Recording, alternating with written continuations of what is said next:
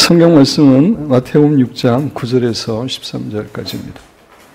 네, 오늘의 본문 말씀은 유명한 주기도문입니다. 우리가 잘 알고 있는 것처럼 주기도문은 예수님께서 사랑하는 우리들에게 어떻게 기도해야 되는지에 대해서 친히 가르쳐 주신 그러한 기도입니다. 예수님께서는 이 주기도문을 가르치시기 직전에도 제자들에게 기도에 대해서 말씀하여 주셨습니다. 그 당시 바리새인 등 이스라엘의 종교 지도자들은 의도적으로 사람들이 많은 곳에 가서 손을 들고 하늘을 쳐다보면서 큰 소리로 기도를 했습니다. 그것은 자신들의 기도하는 모습을 사람들에게 보이고 사람들에게 칭찬받기 위함이었습니다. 예수님께서는 그렇게 사람에게 보이거나 칭찬받기 위해서 하는 기도는 종교적인 연극이고 종교적인 쇼임을 말씀하시면서 그런 기도는 하나님께로부터 전혀 상을 받지 못한다고 교훈해 주셨습니다. 그리고 예수님 당시의 이방인들은 기도를 오래 해야지만이 자신들의 신이 기도를 응답해 준다고 그렇게 믿었기 때문에 별 의미가 없는 중언부언하면서 기도를 길게 하려고 그렇게 애를 썼습니다. 예수님께서는 하나님께서는 우리가 기도하기 전에 우리의 모든 필요를 아시는 분이기 때문에 그렇게 중언부언으로 하는 기도는 전혀 의미가 없는 그런 기도임을 교훈하셨습니다. 그러면서 예수님께서는 기도는 은밀한 골방에서 하나님 앞에 나아가 하나님께 기도하는 것이고 그렇게 기도할 때에 은밀하게 보시고 상급을 주시는 하나님께서 우리의 기도를 기뻐하시고 우리의 기도를 축복하심을 말씀하셨습니다. 그리고 나서 우리 성도들이 구체적으로 어떻게 기도해야 되는지에 대해서 기도의 하나의 모델로서 주기도문을 가르쳐 주십니다. 오늘서부터 몇 주에 걸쳐서 주기도문을 한 절 한 절 살펴보면서 예수님께서 주기도문을 통해서 우리에게 주시는 교훈을 받기를 원합니다. 그리고 나서 이 주기도문의 패턴을 가지고 또 함께 기도하는 그런 시간도 후에 가지려고 합니다. 미리 양해의 말씀을 구하는 것은 제가 지금까지 기도에 대해서 많이 설교했기 때문에 그 주기도문을 여러분에게 설교할 때에 중복되는 내용이 나올 수도 있습니다. 그런 점을 미리 양해해 주시기 바랍니다. 제가 여러분에게 종종 말씀드리지만 이 교육의 중요한 원리 가운데 하나는 반복입니다. 사실 운동선수들 어려운 것들을 하는 게 아니라 기본적인 것들을 반복하고 그래서 훌륭한 선수가 되는 것입니다. 그런 관점에서 중요한 것들은 반복해서 이렇게 말씀드리더라도 여러분들이 이해를 해 주시기 바랍니다. 주기도문에 대해서 자세히 살펴보기 전에 먼저 기도에 대한 명언들에 대해서 잠시 살펴보는 시간을 갖기를 원합니다. 여러분 교재 보시면 기도는 모든 선행보다도 더 훌륭한 것이다 라고 이야기하고 있습니다. 기도는 하나님과 교제하고 하나님을 갈망하고 사모하는 도구이기 때문에 하나님께서 가장 기뻐하시는 것입니다. 그래서 어떤 선행보다도 사실 기도하는 것 하나님께서 기뻐하시고 많이 기도하는 사람들이 하나님의 놀라운 축복을 누리게 됩니다. 집에서 기도하는 자는 그 가정을 강철보다도 더 강한 벽으로 보호하는 것이다 라고 하는 유명한 말도 있습니다. 강철보다 더 강한 벽으로 보호한다는 것은 결국 하나님이 천군 천사를 보내주셔서 그 가정을 지켜주신다라고 하는 그런 의미입니다. 그리고 아침의 기도는 하나님의 자비와 축복의 보화 창고문을 여는 열쇠요. 저녁의 기도는 그의 보호와 안전의 날개 아래로 우리를 가두고 잠그는 열쇠이다 라고 이야기했습니다. 기도는 검은 구름을 헤치며 검은 구름은 우리의 어려운 환경이나 문제나 이런 것들이 될 수 있는데 그런 것들을 헤치며 기도는 야곱의 사닥이를 오르게 하며 하나님과의 교제케 하며 믿음과 사랑을 훈련하여 위로부터의 모든 축복을 가져온다라고 하고 유명한 스펄전 목사님이 이야기했습니다. 기도는 자녀가 가진 가장 무서운 무기다. 사탄의 입장에서 보면 가장 무서운 무기는 우리 성도들의 기도입니다.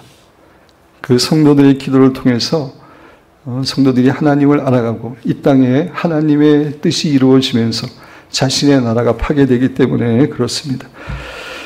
마귀가 가장 무서워하는 것 중 하나는 기도하는 성도의 모습이다. 따라서 마귀는 어떻게 하든지 성도들 하여금 기도에 게으르게 만들려고 한다.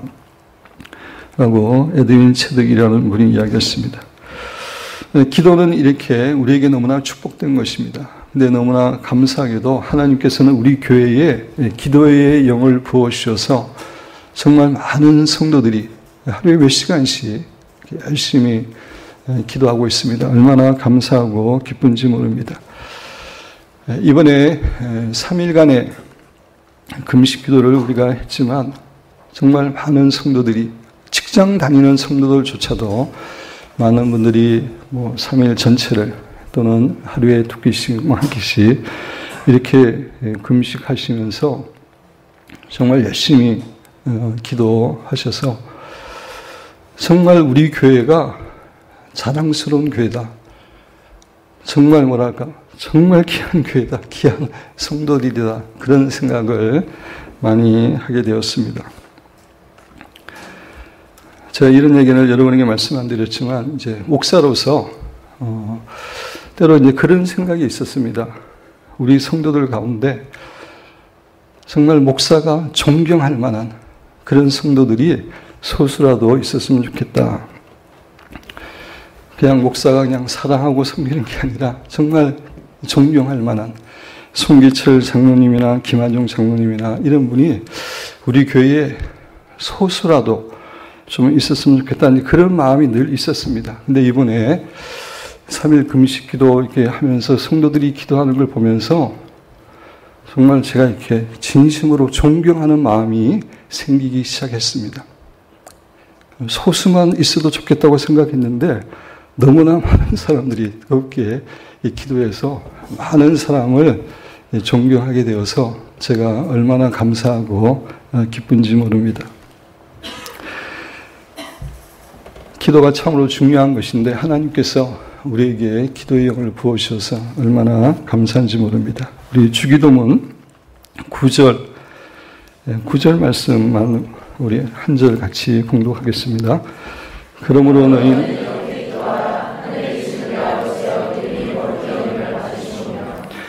그러므로 너희는 이렇게 기도하라 라고 이야기하고 있습니다. 기도하는데 기도해야 될 법칙이나 원칙이나 이런 것들이 있다는 것입니다. 아무렇게나 기도해서는 안 되고 하나님이 기뻐하시는 방법대로 해야 됨을 예수님이 이 말씀을 하시면서 우리가 주기도문을 가지고 기도할 때에 하나님께서 기뻐하시는 기도가 된다라고 하는 것을 가르쳐 주고 계십니다. 주기도문이라고 하는 것은 우리가 앵무새처럼 주문 외우듯이 외우라고 주신 것이 아닙니다. 때로는 이제 성도들이 간증을 들어보면 정말 암에 걸려서 힘들었는데 주기도문을 계속해서 10,000번 암송했더니 하나님이 치료해 주셨다. 이런 간증들이 있긴 있습니다. 그렇지만 그건 예외적인 것이고 주기도문은 주기도문을 그대로 막 주문을 외우듯이 외우라고 주신 것이 아니라 주기도문에 있는 패턴대로 그 내용과 순서와 형식을 따라 기도하라고 우리에게 주신 것입니다. 이 주기도문의 패턴에 대해서는 몇 주에 거쳐서 자세히 살펴보려고 합니다. 하늘에 계신 우리 아버지여 라고 부르면서 기도를 하라고 예수님은 가르치십니다. 기도는 본질적으로 하나님하고 교제하는 것이기 때문에 기도할 때에 우리의 기도를 들으시는 기도의 대상이 되시는 하나님이 어떠한 분인지 알고 기도하는 것은 너무나 중요합니다. 하늘에 계신 우리 아버지여 라고 하는 이 구절은 우리의 기도의 대상이 되시는 하나님이 어떠한 분인지 아주 짧은 간결한 구절이지만 아주 중요하고 핵심적인 그런 교훈을 가르쳐주는 내용입니다. 하늘에 계신 우리 아버지라고 한국의 성경에 나오지만 원어 헬라어에 보면은 그 아버지란 우리 아버지라는 말이 먼저 나오죠. 그래서 영어로 보면은 Our Father in Heaven이라고 되어 있는데 이것이 헬라어 순서입니다. 그래서 우리 아버지라는 말부터 먼저 살펴보기를 원합니다. 예수님께서는 우리의 기도를 들으시는 하나님께서 무엇보다도 우리의 아버지가 되심을 분명하게 가르쳐주고 있습니다. 예수님께서 이 땅에 계셨을 때 가장 즐겨 사용하셨던 하나님에 대한 칭호가 아버지였습니다. 예수님께서는 요한복음에서만 156번이나 하나님을 아버지라고 부르셨습니다. 하나님은 무엇보다도 예수님의 사랑하는 아버지가 되시는 분이었기 때문에 그렇게 아버지라고 부르면서 기도하는 것을 또 하나님을 칭하는 것을 예수님은 너무나 좋아하셨습니다. 예수님께서는 예수님 자신의 아버지가 되시는 그 사랑의 하나님께서는 우리 신자들에게도 동일한 아버지가 되심을 주기도문을 통해서 가르쳐 주시고 우리의 기도는 우리를 사랑하는 그 아버지께 기도하는 것임을 교훈해 주고 계시는 겁니다. 하나님을 아버지라고 부르는 것은 기독교만의 유일하고 독특한 신관입니다. 이 세상의 그 어떤 종교에서도 하나님을 아버지라고 부르지 않습니다. 자기들의 신들을 아버지라고 부르지 않습니다. 회교에는 신에 대한 명칭이 99개가 있다고 하는데 그 99개 명칭 가운데 아버지라고 하는 명칭은 전혀 없습니다. 다른 종교들도 마찬가지입니다. 하나님을 아버지라고 부르는 것은 기독교밖에 없습니다. 이 아버지라고 하는 하나님의 이름은 하나님과 우리 신자가 얼마나 친밀한 관계에서 교제할 수 있고 기도할 수 있는지를 가르쳐주는 명칭입니다. 이 세상에서 가장 가깝고 친밀한 사이 중에 하나는 아버지와 자녀 사이입니다. 아버지와 자녀 사이는 피로 연결되어 있고 뗄래야 뗄 수 없는 서로 뜨겁게 사랑하는 그런 관계입니다. 우리들 가운데 많은 분들이 아버지입니다. 현재. 아버지의 가장 중요한 주된 관심이 무엇입니까? 아버지의 주된 관심은 자녀들입니다. 자신이 잘 되는 것보다 자녀가 잘 되는 것을 더 소원합니다.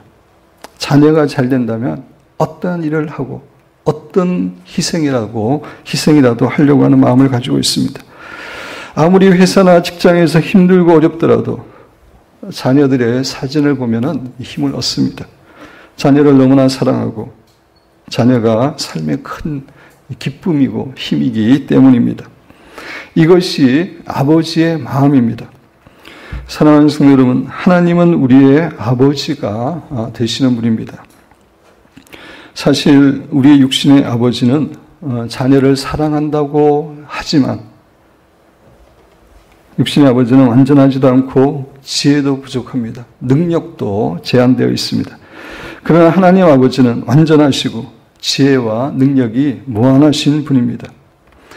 육신의 아버지가 우리를 사랑하는 그 크기가 100이라고 한다면 하나님께서 우리를 사랑하시는 그 사랑의 크기는 100만이나 1000만이라고 할 수가 있습니다. 우리가 믿고 섬기는 하나님, 우리의 기도를 들으시는 하나님께서 우리의 아버지가 되신다. 정말 우리를 사랑하는 아버지가 되신다고 하는 이 사실을 확신하면 확신할수록 우리는 더욱더 담대하게 하나님 앞에 나아가 하나님과 교제하고 기도할 수 있게 됩니다. 그래서 유명한 앤드류 모레이 목사님은 기도학교라는 책에서 다음과 같이 역설을 합니다. 여러분 교재에 있습니다. 제가 읽으면서 설명드립니다. 아버지로서의 하나님의 사랑에 대한 지식은 기도학교의 가장 단순하고 기본적인 가르침이기도 하지만 하나님의 사랑을 알고 그 사랑의 하나님께 이제 기도하기 시작하는 거기 때문에 기도학교의 가장 단순하고 기본적인 가르침이기도 하지만 그것이 또한 가장 심오한 최후의 가르침이기도 하다라고 말합니다. 살아계신 하나님과 개인적인 관계를 맺고 그와 개인적으로 의식적인 교제를 나눌 때 기도는 시작됩니다. 기도는 우리의 원하는 것을 일방적으로 구하는 것이 아니라 하나님하고 교제하는 것이기 때문에, 관계를 맺는 것이기 때문에 살아계신 하나님과 관계를 맺을 때, 교제할 때 기도는 시작이 됩니다.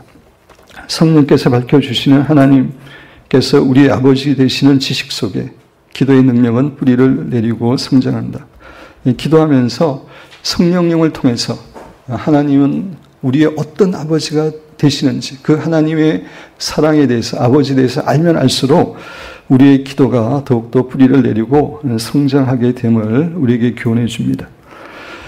이렇게 기도할 때 하나님께서 우리의 사랑하는 아버지가 되신다는 것을 확신하고 기도하는 것은 너무나 중요합니다. 그런데 안타깝게도 실제로는 많은 신자들이 하나님께서 자신의 사랑하는 아버지가 된다고 하는 그런 확신이 없어서, 그걸 잘 몰라서, 정말 사랑하는 아버지가 있음에도 불구하고 너무나 많은 성도들이 영적인 고아처럼 살아가고 있습니다. 그리고 또 많은 성도들은 아버지로서의 하나님을 받아들이기가 힘들어하는 경우도 있습니다. 그 이유는 자신의 육신의 아버지로부터 많은 상처와 고통을 받았기 때문에 하나님의 아버지라는 것이 받아들이기가 힘들어하는 그런 분도 계십니다. 제가 일본에서 선교 사역을 할 때에 우리 교회 성도 한 사람도 그런 사람이었습니다. 하나님 우리의 아버지가 되신다고 가르치는데 그분이 저한테 그런 얘기를 했습니다. 자기가 10년 이상 신앙생활을 했지만 하나님을 한 번도 아버지라고 부르지 못했습니다. 불러지지 않습니다. 아버지 그러면은 자기 육신의 아버지가 생각나기 때문입니다. 라고 이야기했던 적이 있습니다. 네, 그렇지만 사랑하는 성도 여러분, 하나님 아버지는 우리의 육신의 아버지와 전혀 다른 분입니다. 우리의 육신의 아버지는 우리와 똑같이 연약하고 부족하고 약점이 많은 그런 사람들입니다. 근데 하나님은 100% 안전하시고 100% 사랑이시고 100% 전능하시고 100% 지혜로우신 분입니다. 그분은 우리를 너무나 사랑하셔서 독생자 예수 그리스도의 생명까지 정말 말할 수 없는 고통 가운데 십자가에 돌아가게 하신 분이고, 현재도 우리의 삶을 최선을 다해서 인도하기를 기뻐하시는 하나님이십니다. 우리 기쁨 위에 사랑하는 여러분들은 우리의 이 기도를 들으시는 하나님은 가장 완벽하시고 또 우리를 너무나 사랑하시는 아버지가 되시는 분임을 확신하시고 담대히 하나님 앞에 나아가 하나님과 교제하시고 하나님께 기도하시기를 주님의 이름으로 축원드립니다. 네, 그리고 예수님은 하늘에 계신 나의 아버지에게 기도하라고 말씀하시지 않으시고 하늘에 계신 우리 아버지께 기도하라고 가르치십니다. 그렇습니다. 하나님은 나 개인만의 하나님이 아니시고 교회 공동체의 하나님이십니다. 예수님은 우리 아버지라는 말을 통해서 우리의 기도는 본질적으로 개인을 위한 기도라기보다는 공동체를 위한 기도가 돼야 된다라고 하는 아주 중요한 교훈을 가르치고 계십니다. 네, 그렇습니다. 우리는 하나님께서 교회 공동체의 전체의 아버지이심을, 우리들의 아버지이심을 기억해야 됩니다. 하나님께서는 우리 신자를 그분의 자녀로 부르실 때 우리 신자들이 반드시 교회 공동체에 속해서 신앙생활을 하도록 그렇게 부르셨습니다. 그러니까 우리가 상식적으로 생각할 때는 하나님께서 우리를 그냥 1대1로 불러서 1대1로 하나님과 교제하면서 그렇게 신앙생활해도 충분히 할 수 있을 것 같은데, 근데 하나님께서는 우리를 부르실 때 반드시 교회 공동체에 속해서 신앙생활을 하도록 하셨습니다. 그렇다면 하나님은 왜 우리로 하여금 반드시 교회 공동체 안에 속하여 신앙생활을 하도록 하셨습니까? 첫째는 우리보다 앞서가고 있는 선배 신앙인들의 삶과 가르침을 통해서 진정한 신앙인의 삶이 무엇인지를 우리의 눈으로 직접 목격하며 배우기를 원하셨기 때문입니다. 그렇게 신앙의 선배들을 통해서 배움으로 우리는 겸손하게 되고 다른 형제 자매들에 대해서 인정하고 사랑하는 마음을 가지게 되고 또 그들과 연합하여 한 마음으로 하나님의 뜻을 행하는 것을 배울 수 있기 때문입니다. 둘째는 다른 지체들과의 공동체 생활을 통해 우리의 모난 인격과 성품을 다듬어 가기 위해서입니다. 돌이 혼자 있을 때는 잘 다듬어지지 않습니다. 근데 돌이 많아가지고 서로 막 부딪힐 때 돌은 모난 곳이 다듬어지고 동그랗고 원만한 모양이 됩니다. 마찬가지로 우리가 공동체 안에서 다른 지체들과 교제하고 때로는 갈등을 느끼면서 우리의 모난 성격과 인격이 다듬어지고 우리는 아름다운 예수님의 모습으로 성품으로 성장할 수 있습니다. 그래서 하나님은 우리를 교회 공동체 안으로 부르신 겁니다. 그리고 하나님께서는 우리 개인이 교회 공동체에 속해 있으므로 영적으로 보호받기를 원하셨습니다. 우리가 잘 알고 있는 것처럼 사자는 언제나 무리에서 떨어진 동물을 표적으로 삼고 공격합니다. 마찬가지로 사탄도 교회 공동체에서 떨어져 나온 신자들을 집중적으로 공격합니다. 그러나 우리가 교회 공동체에 속해 있으면은 교회 공동체가 하나의 강력한 보호막의 역할을 해주기 때문에 사탄이 공격하기가 쉽지 않습니다. 하나님께서는 우리를 영적으로 보호하기 위해서도 교회 공동체에 속해서 신앙생활을 하게 하신 것입니다. 이렇게 우리 신자에게 교회 공동체는 너무나 소중한 것입니다. 예수님께서는 주기도문을 통해서 기도의 본질은 나의 이기적인 목적을 위해서 기도하는 것이 아니라 우리가 속해 있는 교회 공동체 전체를 위해서 기도하는 것임을 교훈하고 계시는 것입니다. 제가 아주 극단적인 예를 들어서 설명한다면 우리 성도 5분이 3일 동안 금식해서 매우 배가 고픈 상태에 있는데 빵은 다 하나밖에 없습니다. 그렇게 가정을 해보겠습니다. 근데 한 성도가 하나님, 제가 너무나 정말 배가 고픕니다. 저 빵을 제 혼자 다 먹게 해 주시옵소서. 이렇게 기도한다면 기독교의 관점에서 이거는 기도가 아닙니다. 그죠? 교회 공동체는 아니고 이기적인 기도이기 때문에 기도로 성립하지도 않고 하나님이 응답하실 수도 없는 것입니다. 빵이 하나 있을 때 5명이 공평하게 잘 먹게 해달라고, 아니면 빵을 더 주셔서 우리가 다 배부르게 먹게 해달라고 하는 기도가 기독교의 기도고 그것이 하나님께서 응답하시는 기도입니다. 우리 아버지라는 말은 우리의 기도가 그렇게 공동체를 위한 기도가 되어야 됨을 교훈해 주고 있는 겁니다. 고린도전서 12장 26절에 보면 만일 한 지체가 고통을 받으면 모든 지체가 함께 고통을 받고 한 지체가 영광을 얻으면 모든 지체가 함께 즐거워하느니라. 한 몸 안에서는 한 몸에 많은 지체들이 있는데 다리가 아프면 온몸이 아픕니다. 다리가 영광을 받으면 온몸이 영광을 받는 겁니다. 이것이 진정한 교회 공동체의 모습입니다.